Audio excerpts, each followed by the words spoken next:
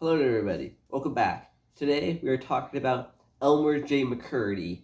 Elmer J. Mccurdy was an outlaw near the end of the Wild West who was killed in a shootout, and eventually his body was embalmed and his body went across the nation as he became a tourist attraction source for a variety of different businesses and eventually found his way into an episode of The $6 Million Man, and he ended up becoming more famous in death than he was ever in life.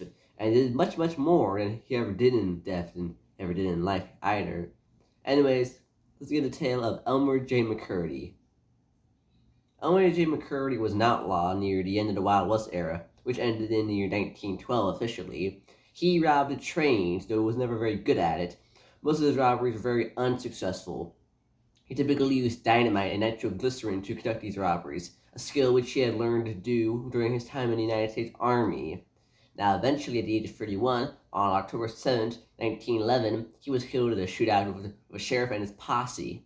Now, he was taken to the mortician. The mortician refused to bury him as he was not paid, as there was no remaining family for him to claim the body or to pay him for this service.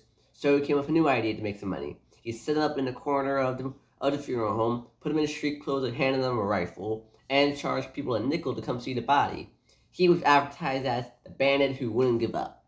This went on for several years until October 6, 1916, when two men who claimed to be under the names of Avier and Wayne came to him claiming that they were his long-lost brothers from California. They showed court documents which gave them the permission to have him shipped out to San Francisco, California. But in fact, these men were con artists. These were indeed actually James and Charles Patterson, and instead of having him shipped out to California, had him shipped out to Kansas, and he spent several years as part of the Great Patterson Carnival. This lasted until 1922, and during this time he was advertised as the outlaw who would never be captured alive. Now, eventually, he was sold off to a man known as Louis Sani, and he became part of his Museum of Crime, which included wax creations of characters such as Jesse James, a famous Wild West outlaw who did the time during the more famous part of the Wild West. In 1928, he was part of the official sideshow that traveled alongside the Trans-American Foot Race.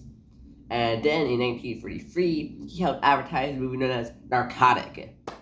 What they did is they placed his body out in the lobby of the showing rooms, and his body was meant to be what a narcotic looked like.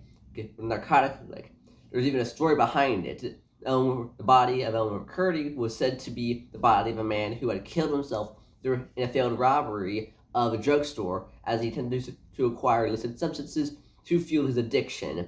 And the police surrounded him, and rather than being apprehended, he killed himself. This was the fake story they made for the body, as by this point it was all shriveled up and decayed and rotting, as even the embalmment that had been put on him back in 1911 was beginning to wear off by this point. And during this time, he was advertised as a dead dope fiend. Now, after Louis Sani died in 1949, he was placed in a warehouse in LA. Now, eventually, he was sold. Now, eventually, he ended up being featured in the movie known as She Freak in 1967, where he had a brief cameo as a background prop. She Freak is an unofficial remake of the movie. Is actually an unofficial remake of an earlier 1930s movie. In 1968, he was featured at the Hollywood Wax Museum, though he was only there for a brief period of time as the owner got rid of him due to seeing him as too gruesome, too morbid, as by then he was decaying, falling apart and rotting, and he didn't want him there anymore, so he gave him off to somebody else. Now this person put him at the Pike. The Pike was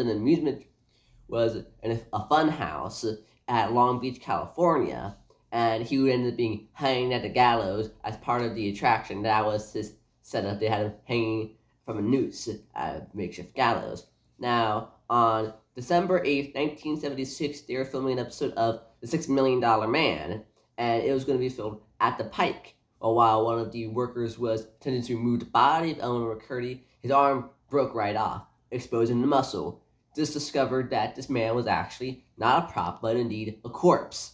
And so he was promptly returned to his home state and was buried Elmer Mccurdy is still on the ground to this day and is more famous in death than life, as his adventures in the post-mortem are more exciting and better to talk about than his attempts at criminal activity during his life. But ladies and gentlemen, that's all I got to say about this very interesting fellow. Hope you all had a good time hearing about him. Anyways, bye, have a nice time.